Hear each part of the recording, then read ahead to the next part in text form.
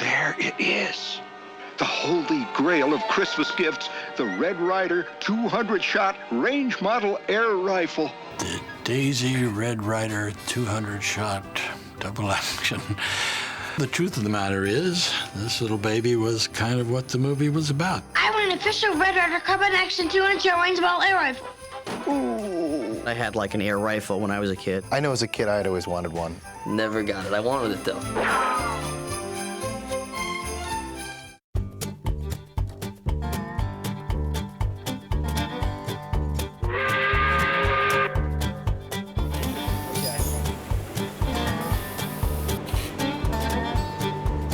Daisy actually got its start as an iron windmill company.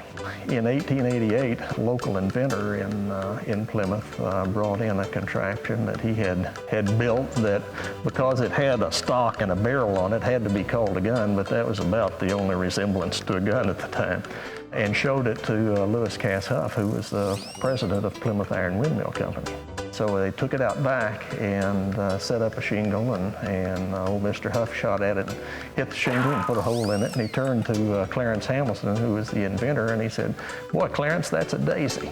1895, they were out of the windmill business, they were building air guns, and they decided they needed to change the name of the company, and so the gun had been called Daisy. That was the name that was on the gun.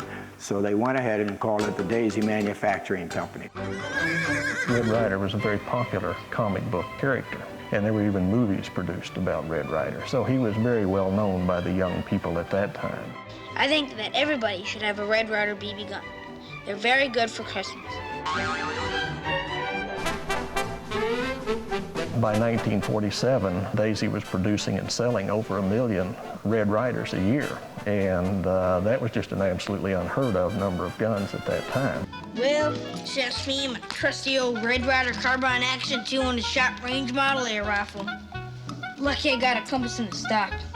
When Gene Shepard approached us to make the movie, he remembered the original gun, but he also remembered a compass and sundial, which was not on the original gun. It was on our number 107 Buck Jones pump gun. I tried to explain to him that that gun never existed. And we went back and forth a couple of times, and finally it reached the point that somebody in the producer's office told me that he really didn't give a damn whether it did or not, that that's the way Gene Shepard had written it, and that's the way he wanted it, and would we provide it for him? And I said, okay, we will.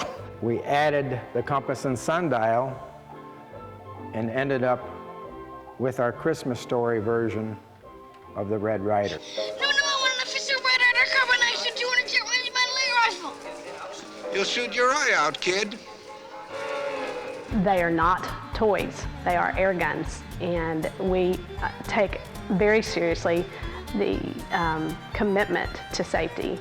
We have a program that's called Take Aim at Safety, and it's 10 shooting safety rules that starts young people out learning how to safely use an air gun. The Red Ryder probably means so much to people out there because it's probably the first time that they were given responsibility from their parents that, you know, you're old enough, you're responsible enough now to handle this BB gun. It's definitely sort of a rite of passage to get that first gun. Can I try it out, Ma? Can I? Okay, but outside, oh, I still say those things are dangerous. Peter Billingsley was the only one that did engage with a gun, and there was always a prop man there to take it when the work was done. The prop guy hands it to you, and he has to show you that it's not loaded, and he opens it, and he sort of shakes it so you hear that there's nothing in it. And then he'll let you cock it and shoot it, but they don't want you pointing it at anyone. I remember it was like held by props and the kids really weren't allowed to see it. I was like begging the prop guy, and I was like, you gotta let me just hold it, man. Just hold it, because it looked so cool, you know what I mean? Seize it, boys! The gin is on! There were two scenes that were a lot of fun to shoot with the guns. Certainly when I'm taking shots, I think he refers to it as plucking off shots at the bad guys, because you get to cock and shoot quickly. And then there was a scene in the film that didn't make the final cut, where I was teamed up with Flash Gordon, and we were shooting aliens, and I got to fire off a lot of shots with that as well. I didn't get to keep one of the rifles from the movie, although many years later now I've acquired one and I have it in my personal collection and it's up on my wall. Bob and Renee, the producer, were kind enough to give me the Red Ryder gun from the film that has a plaque and the actual compass in the stock, and I still have it every now and then, take it out in the yard and fire off a few shots.